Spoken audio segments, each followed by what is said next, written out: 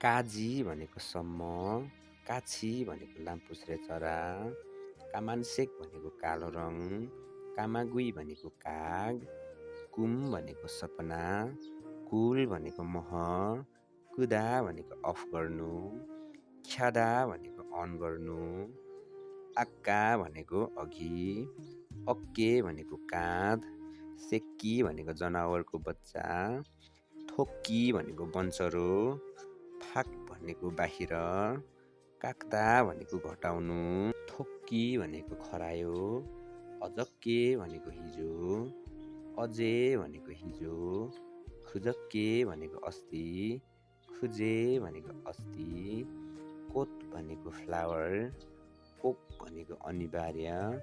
फाल्दुसी भनेको अनिवार्य, कोरी भनेको पुच्छर, काल्दा भनेको बिछ्याउनु, केदा भनेको फुट्नु, केउदा भनेको